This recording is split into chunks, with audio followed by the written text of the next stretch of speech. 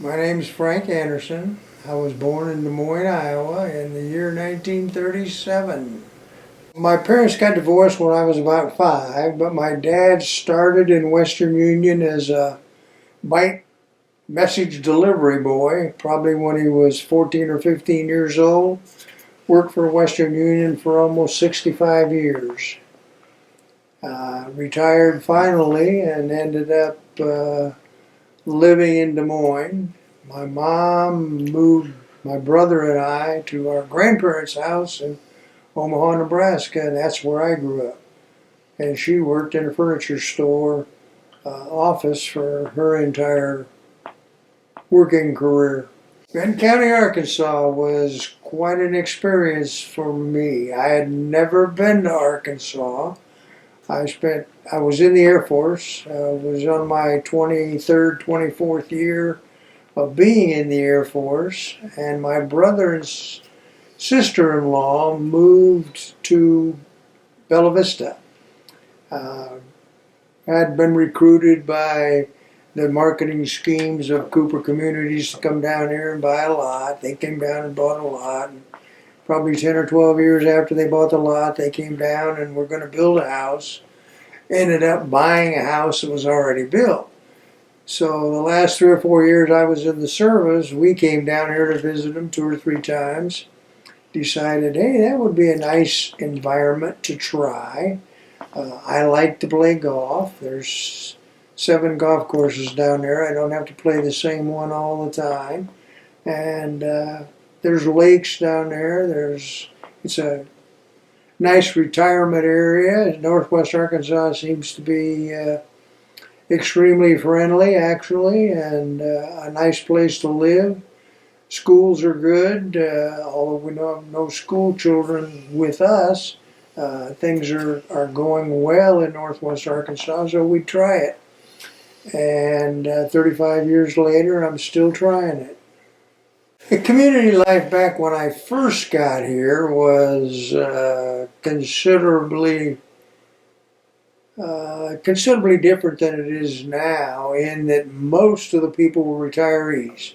They didn't actually have a full-time job. Some of them had part-time jobs, but very few full-time workers lived out in Bella Vista when we moved here. Most of them were golfers, so you met and knew probably 50–60% of the people that lived here you actually knew, if not by name, at least by face and seeing them in various places. There were no restaurants in Bella Vista. There were no grocery stores in Bella Vista. Bentonville was the closest place. If you really wanted to go out to eat, you went almost all the way to Fayetteville. There were probably only 3 or 4 restaurants between here and Fayetteville that you'd stop and go to. Not even too many fast food places. So it was a totally different environment than what it is now, obviously. It was friendly, still is, but it was extremely friendly then. Like I say, you knew almost everybody. Over the years, more and more people have moved in, and we're now up to a population of pretty close, or a little over 30,000 people, from around 7,000 to 8,000 at the most when we moved here. So there's a big difference. When you see the roads and drive on the streets, the main streets especially, like the Chelsea roads, anything with a road ending in their name, like Chelsea Road, any of the roads, there are no driveways on those roads. There are no houses on those roads. You have to drive on the streets off of those roads to get into the neighborhoods, and that's when you see the houses and the people. So there are a lot more houses in Bella Vista than one would think just by taking a quick drive around the city. Well, my politicking days start back a little before we were a city. Actually, we had not even voted to incorporate yet. I became upset with the way the Property Owners Association was dealing with some of the golf course issues that were going on at the time, like amount of time that you could play golf, took to play golf, how long they allowed you to play, what the costs were, the differences between what the 18-hole golfers got to do and the 9-hole golfers got to do. So first off, I joined the golf committee. I got on the golf committee to see why and how anybody could make any changes to the golfing situation in Bella Vista. Was on the golf committee about 6 years, chairman a couple. I became familiar with the operation of the POA board. And the POA general manager actually asked me if I wouldn't run for the board.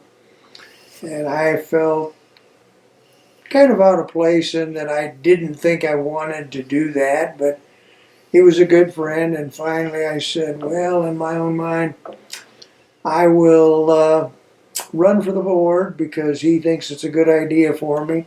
I don't know enough people, so I won't have to worry about getting elected, but I'll run. So I ran for the board, and lo and behold, I got elected. So then I was on the POA board for 6 years, chairman of that board for a couple, actually served as general manager for about 6 or 8 months, in between general managers while we hired another one, became probably the person that was the most familiar with all of the operations of the POA during that period of time, actually supervised the employees of the POA during that time, including the police department, fire department, street department. So knew the most about the city, or not the city at that time, but the POA and how it operated. And the POA actually operated as a city government, although it really wasn't a government. It was a privately owned corporation that elected its own board of directors from its 39,000 members spread out all across the world.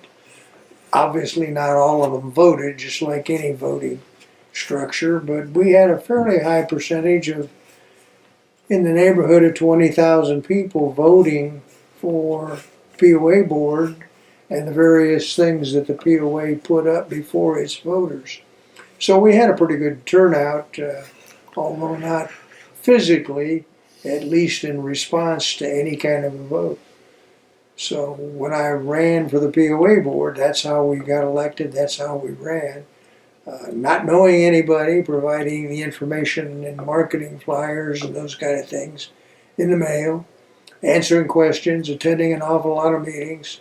And that was my introduction to what I would call politics back in the POA days.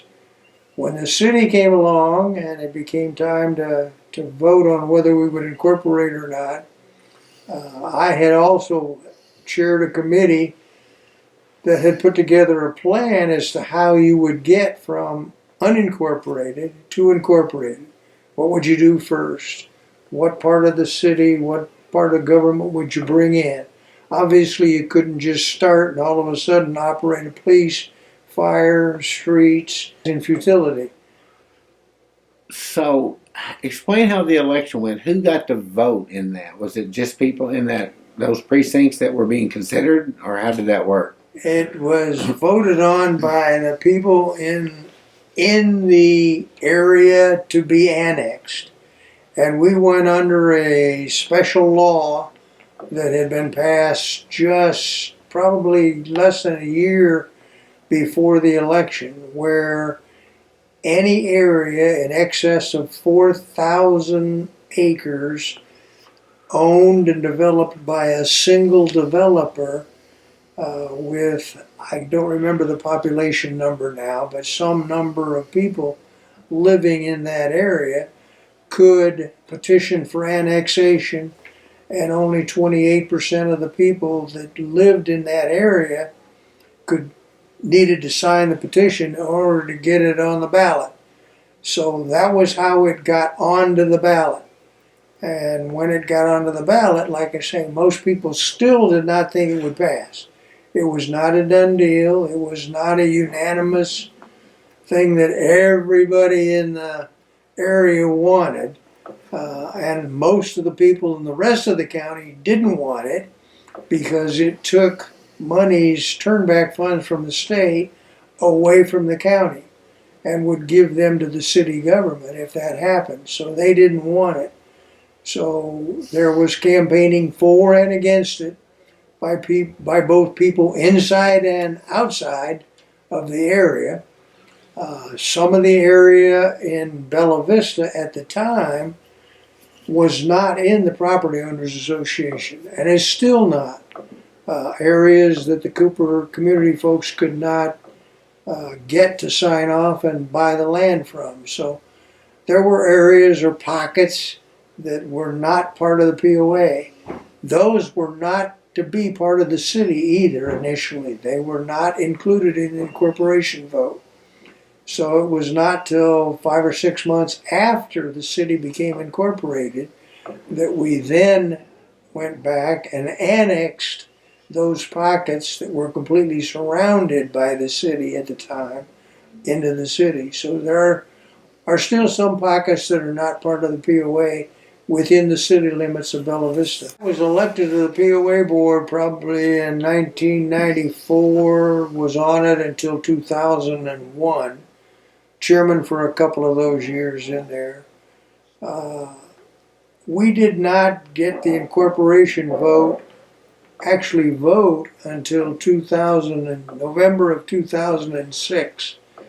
So probably late 2004 into 2005 was when we put together the committee to decide or to come up with a method for incorporation, a plan to get there from no incorporation to full incorporation. And it was then in late 2006, early 2007 before it became clear that we were going to get it on the ballot and we were going to get to vote on it, and people came out of the woodwork in order to run for the various offices. A fellow by the name of J.D. Heifel was the self-appointed chairman, if you will, of this committee to incorporate. And he worked with our state representatives in order to get that bill passed. And it had been, to get on the ballot before that time, it would have taken 38% of the electorate on a petition in order to get on the ballot. So what that dropped it to was they dropped it to 28%, which was a sizable number of people at the time that you didn't need on the petition. I don't know if they would have made it if they'd still needed the 38% number petition-wise, because it was almost a year-long process to get that petition with enough signatures so that it was considered a valid petition and they put it on the ballot. So once the voters approved it, maybe to the surprise of some, what were your early challenges? For example, police and you're getting your department set up. You talked about that had to be phased in. How did that work? Well, like I say, we got elected on the first Tuesday in November of 2006. We wouldn't actually become a city, nor would we actually hold office until the 1st of January. So we had about a month and a half to get together, the three of us, lawyer, city clerk, and mayor, to come up with what is it we need to do first, what do we have to have, what's critical, what's not critical, what can hold off on, what has to be done now. And we started with that plan that I and the rest of the committee, another committee, had put together to say, is this still feasible? Is this really the way we want to do it? We actually began visiting cities in and around Bentonville, Bella Vista, to see how they operated, to see what kind of accounting systems they used, because at the time we had no money, no office, no furniture, no equipment, no people, No way to get money or do anything until the Turnback Fund started, which would be about 60 days after we actually became a city. So we're talking about the end of February before we would have money. It's kind of hard to get people to do things for you if you don't have money. So starting January 1, we actually borrowed money from the POA. My recollection is we borrowed about $20,000 to begin buying equipment, furniture, software systems, get some space that we could use as an office, and some of those kinds of things. Cooper Communities was very helpful to us. They loaned us, I will say, loaned us some space, free of cost for a few months until we got our feet on the ground. They actually gave us some computer equipment that we could use at the time. We actually purchased, using some of that $20,000, an accounting system that we were able to get up and get running by January 1st. We had a great secretary or recorder treasurer elected who had an awful lot of experience in Wisconsin in smaller towns, smaller cities as a recorder treasurer. So she knew all the ins and outs about the things that we really needed to get up and running, like the accounting system. Spent the time putting it together, got it up and running.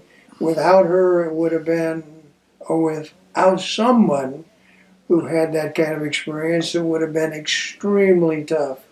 Tell me her name and a little bit more about her.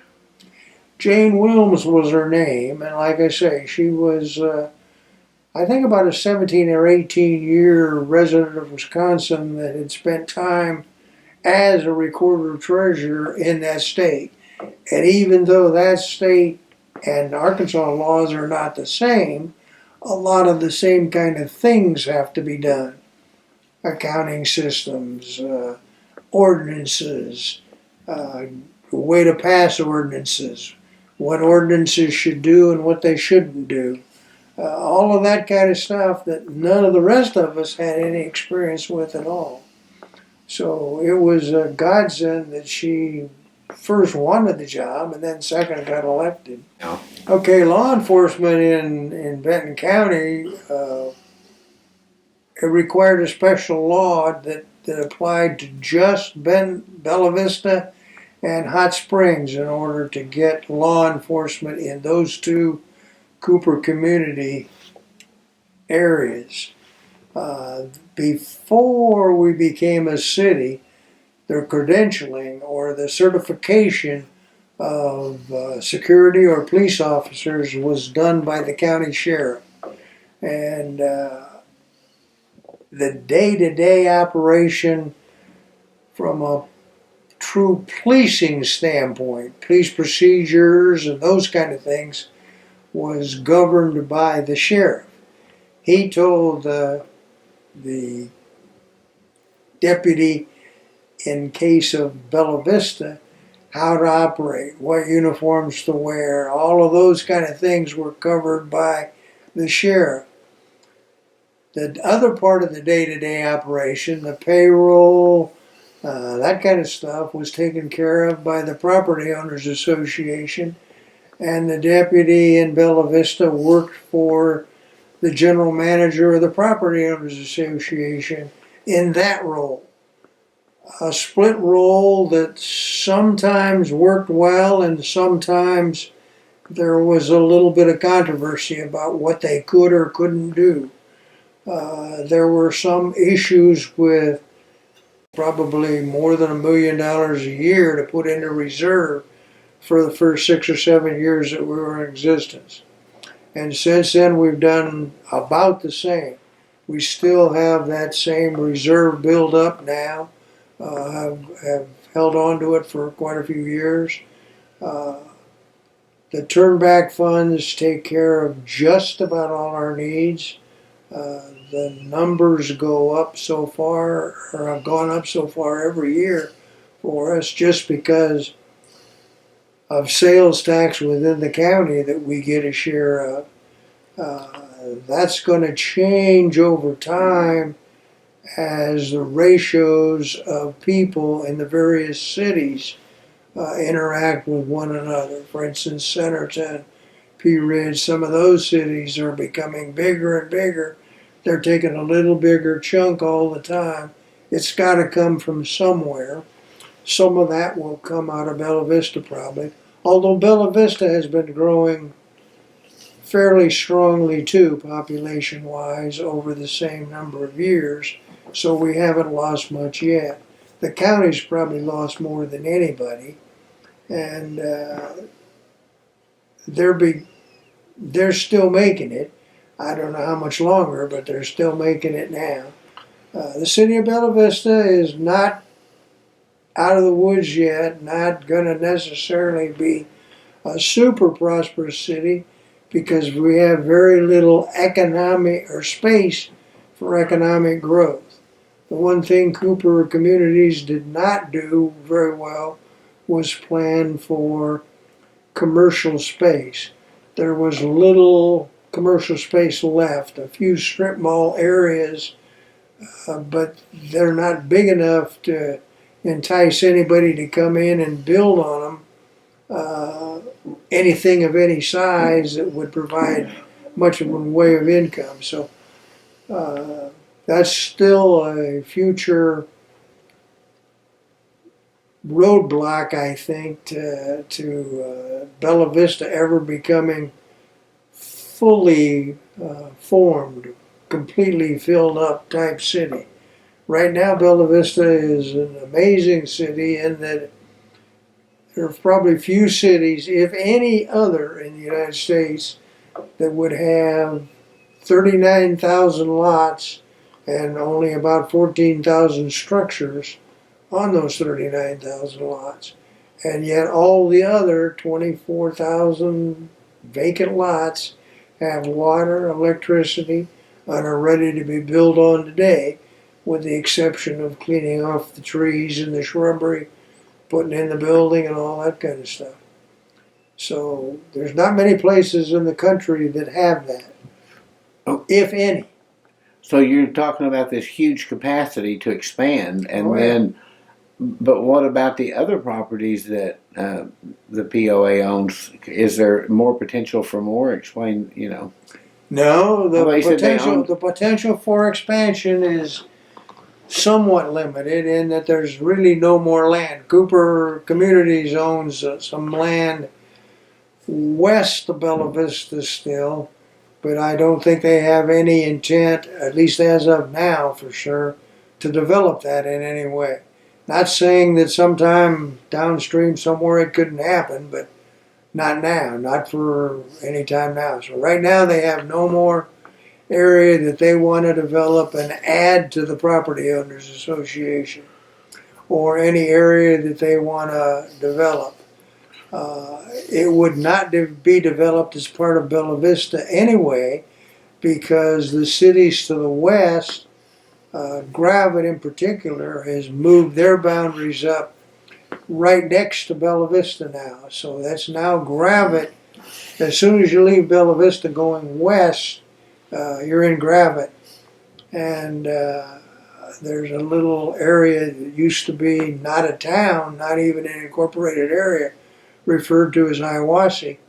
And it's now part of Gravett. That has become part of the city of Gravett. And Hiawassee borders on parts of Bella Vista. So Bella Vista to the west is landlocked by a city. To the north, it's landlocked by the state of Missouri. To the south, Pea Ridge, Bentonville,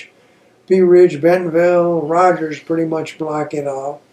The only direction for expansion in Bella Vista right now would be to the east, would be east of Highway 94.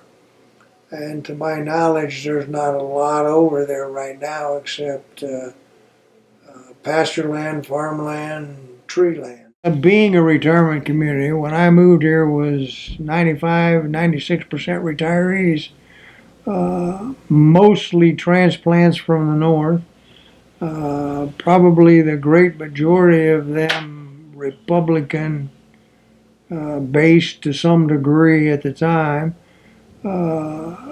Very good voters in that they had nothing else to do but play golf at the time. So they would show up at the polls, influence, no doubt, many, many votes in Benton County because they would always be the highest rated polling places from the attendance standpoint. Their vote would swing quite a few of the elections. Can you think of any in particular that it may have swung? You know, I think it probably impacted most of them back in those days. There was just too many voters in Bella Vista, and just like today, you'd get 10 or 12% of the polling or the voters in a lot of the polling places in Rogers and Bentonville and all, and you'd get 60 or 70% of the voters in the polling places in Bella Vista. That's going to make a difference, and did. So, besides the hunting, what are some of the other issues that may have been big issues back in the day when you were mayor? Oh, there were some strange ones at times, but the second biggest one probably had to do with whether Walmart Neighborhood Market would come into Bella Vista. Walmart was attempting to buy some land. Had indicated they had plans to put in a neighborhood market. It was relatively close to a grocery store that already existed in Bella Vista that had become popular by the name of Allen's. And the Allen's folks, the folks that wanted Allen's to be the grocery store and thought it was the best grocery store in the world, attended the meeting in force concerning planning and discussion of the possible or potential neighborhood market. And after pretty much consternation and chaos at a couple of city council meetings, Walmart decided that maybe this wasn't the best place and pulled out of Bella Vista, which again hurt the commercial market, hurt the income for the city, uh, protected Allen's. And Allen's is a good grocery store. I personally don't think it would have had much impact on Allen's because they're kind of a niche grocery store, carry a lot of different brands Walmart doesn't even touch. So I think they would have been fine, but the people at Allen's didn't think that, and the people in support of Allen's didn't think that. So they spoke, and Walmart, after seeing all of the chaos, attending a couple meetings where there were 200 or 300 people there saying no, no, no, I decided, well, maybe it's not the time to go into Bella Vista. So they did not come. City government didn't want to reject them. We wanted them. I would have been recruiting them. I was talking to them all the time, hoping they would come because any of the bigger Walmart stores, Neighborhood Market, Walmart Supercenter, any of those things are a boon to your economy for a city with no more commercial development than Bella Vista has. I mean, we just don't have much. We got about 4 restaurants, relatively small ones, a couple fast food places. We don't have much in the way of commercial. How has your city been impacted by the development of I-49? I know that's been in the bypass. I know that's been kind of slow coming, but how has? I think the only impact that we're seeing now, and the one we've had, the one that's been talked about forever, was everyone felt that it would open up the land to the west, Highlands, which is our third, 1/3 of our city is actually west of Highway 279. The bypass goes right by an edge and a corner of it. That was supposed to open up that area over there because right now, to get from Highlands to Bentonville, you come all the way down through town, which is almost 17, 18 miles before you get to I-49, and then you still got to go down 49 to Bentonville. Going this way, you would be on I-49 right away, and it's probably, I don't know, it's probably a tenth of the length of time to get to Bentonville from using that road as it is to come down through town. We've already begun to see that. The bypass opened up just this past spring, fully, and there's already more housing requests and plans for new structures in Highlands than there has been for quite a few years through this period of time. So there are more people moving in. Does that help or hurt Bella Vista? You can look at it two ways. We get a little bit in property tax, but we got to spend a lot more taking care of roads and those kind of things. So I'm not sure there's much of a plus for the city. Hopefully we can just break even. Well, I think it's the same as any city. It's got the same kind of problems. The one thing unique about Bella Vista is that you don't see many cities. At the time we incorporated, we were probably close to 24, 25,000 people. We became incorporated, and that day we became the 12th or 13th largest city in Arkansas. That doesn't happen too many times, too many places. Most cities, if you watch them incorporate, they're the 500, the 700, the 900 people variety. Not too many 25,000 groups of people are going to incorporate. Took us a long time. Was a difficult battle, and I was not part of all the battle. Like I say, I didn't really participate in trying to get it done. I was just ready to help it get done after they decided they wanted to do it. Now it's spread out over a lot of mileage, so you don't see them, but there are a lot of houses out there. There are a lot of people out there that live in Bella Vista. So far, we've been able to keep our head above water and keep the streets up and all of the things that cities provided. It's going to get more and more difficult all the time as the tax dollar gets spread among more and more cities and more people in northwest Arkansas or Benton County. And it's hopefully going to be doable, but it's going to be difficult without the commercial base that most cities have.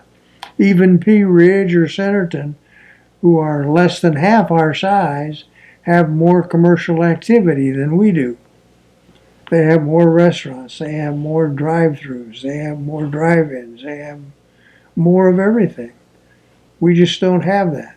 And again, it was probably short-sightedness on the developer's part, although from his standpoint, he was attempting, or they were attempting to control the commercial for themselves in order to have that as income to the developer. So I understand that too.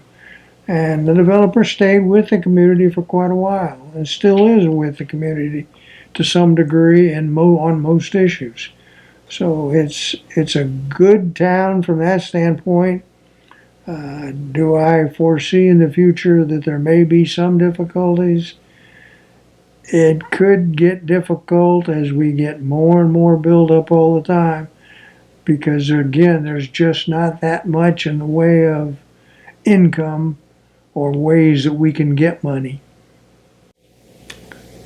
Benton County, I think, is very progressive, does a good job county. I think we've been probably very good for the most part at selecting leadership in Benton County, at least the time I've been here. We've had good, strong leaders that have looked ahead well, have planned well. You have three of the biggest corporations in the world here in this general area with the truck line, the chicken processor, and Walmart, who I think from what I see, do a good job in helping keep the community alive. I think it's a great place to live. It's Um, getting a little crowded and it's getting a little expensive, and it's probably going to outprice itself in one of these years and be to the point where it's not quite as great a place to live, but right now it is. You can get an awful lot of house for your money still. How much longer that's going to exist, I don't know, because you see all the articles now where people are beginning to wonder, can I afford to live there? And that happens to every place when it gets too popular. I think my favorite thing about Benton County is you can do anything you can do anywhere in the country, you can do here in Benton County. It's got everything. It's got the art, it's got museums, it's got anything and everything. I think, an amazing place for no bigger than it is. When you get down to it, to have the 250,000 people we got in this area, that's not a huge, giant size thing, but it got anything you want to do is here, from education all the way through the arts.